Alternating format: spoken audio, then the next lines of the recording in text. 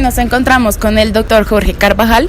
Le vamos a realizar algunas preguntas acerca de su libro La seguridad dentro del estado de garantías.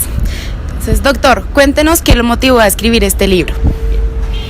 Bueno, cuando en el mundo del derecho siempre pensamos en que la norma jurídica está ajena a la realidad política, a la realidad económica, a la realidad social o a la realidad cultural.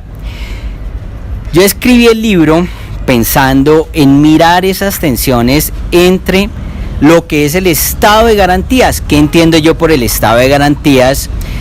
Todo el desarrollo que ocurre con la Constitución de 1991. La Constitución de 1991 era una constitución garantista, una constitución de protección de los derechos humanos, una constitución de protección de los derechos sociales, y lo que trataba de mirar es cómo es esa relación en la dinámica política. De una u otra manera, veía que esa relación en la construcción de la dinámica política, en donde yo, es del periodo del libro, que es del 2002 al 2006, había un personaje, un presidente nuestro, que hoy en día es senador, que es el señor Álvaro Uribe Vélez. Y el señor Álvaro Uribe Vélez llega al poder, al gobierno, hablando de un modelo económico, de un modelo político. ¿Cuál es el modelo político? La seguridad democrática. Entonces yo quería mirar si esa seguridad democrática afectaba o no afectaba al estado de garantías, es decir, al estado social de derecho, es decir, si afectaba o no afectaba la Constitución del 91. Lo que me motiva el libro es pensar qué pasaba con la Constitución del 91 en un gobierno de un presidente que se llamaba Álvaro Uribe Vélez. Sería, ¿cuál es la relación entre el conflicto y el derecho? Claro. Bien, la política de la seguridad democrática era una política que buscaba poner fin, según Álvaro Uribe, al conflicto armado que se había presentado que estaba vigente, que era el conflicto de la guerrilla en ese momento, que él planteaba fundamental con las FARC, que era acabar las FARC por un lado, y por el otro hay otro actor del conflicto con el cual Uribe Vélez trabaja, que son los paramilitares. Entonces, esos dos actores del conflicto, ¿qué hace el gobierno de la seguridad democrática? A uno lo ataca y lo vuelve terrorista. ¿A cuál? A las FARC. Con el otro dialoga y trata de hacer una negociación. ¿Con cuál? Con los paramilitares.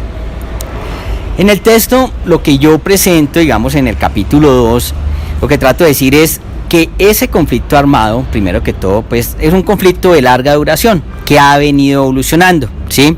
Que vamos a tener un conflicto que inicia en la década de los 60, que tiene unas características especiales, que la lucha por ese conflicto es la lucha por superar una serie de exclusiones, tanto económicas como políticas, y que eso va a ser así en la década de los 60 y en la década del 70. En la década de 1980, señalo, aparecen nuevos actores. ¿Cuál es ese nuevo actor? El paramilitarismo, que es un actor unido a los intereses del poder, En ese escenario, entonces vamos a tener como tres actores del conflicto aparentemente: las guerrillas, el Estado y el paramilitarismo.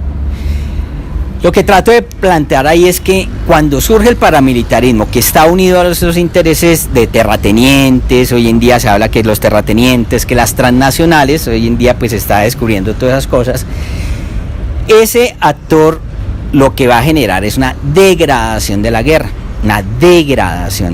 y el paramilitarismo es el causante de las mayores violaciones de derechos humanos en el país. Pero también la guerrilla entra en un proceso también de degradación.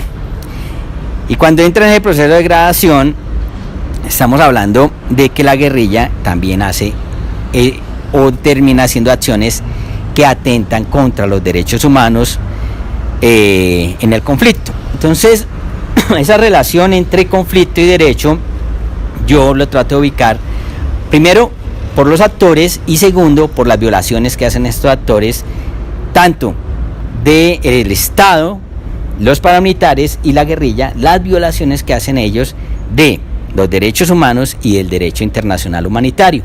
Esa es la relación entre conflicto y derecho. Y así es como creo yo que hay que pensar el derecho, siempre relacionándolo con la realidad.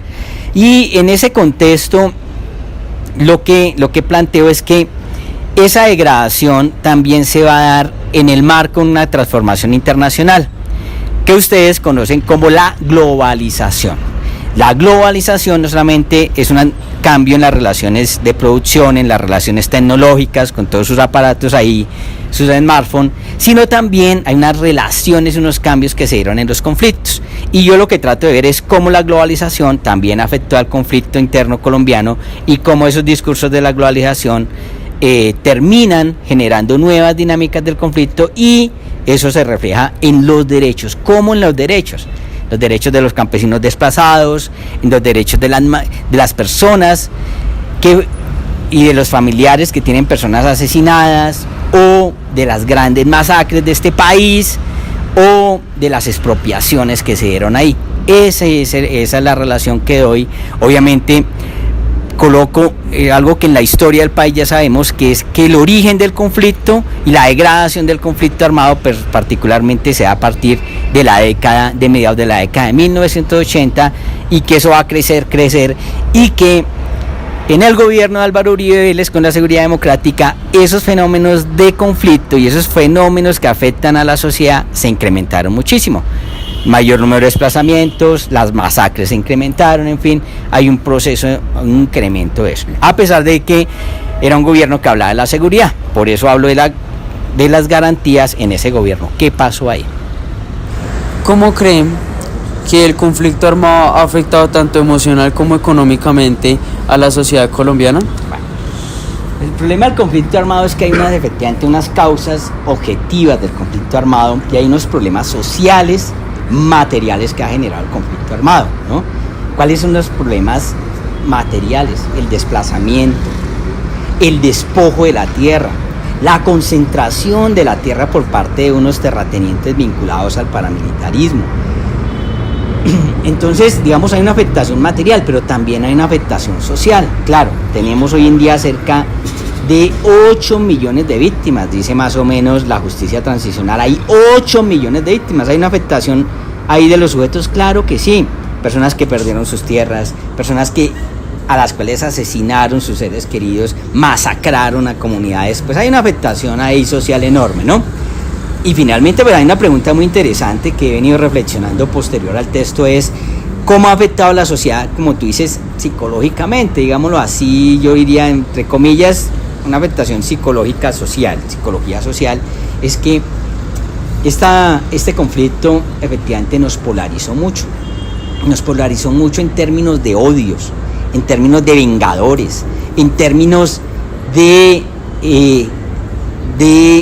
no buscar un escenario de transición. Miren ustedes lo que pasó y lo que ha venido pasando ahí, entre decir superemos este conflicto, lleguemos a un escenario de reconciliación, sino que psicológicamente la sociedad es una sociedad enferma, ¿cierto?, traumatizada por los miedos y por los odios.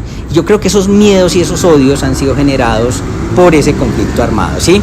O sea, el conflicto armado lo que nos ha dejado psicológicamente es una sociedad deprimida, una sociedad llena de miedos, y una sociedad llena de odios que han sido manipulados políticamente por sectores de la derecha. Fundamentalmente eso ha sido manipulado por sectores de la política de extrema derecha, de la extrema derecha de este país, que pues no voy a mencionar y no vamos a entrar ahorita en profundización, porque pues vuelvo y digo, eso está en el texto, pero digamos es un desarrollo también que he tratado de reflexionar posterior al mismo, ¿sí? Pero eso es lo que tenemos en esta sociedad en este momento. Vale. Pues la siguiente pregunta para usted, ¿qué es sociología jurídica? Bien, pues esa pregunta no puedo hacer otra cosa que unirla con la reflexión del texto, ¿sí?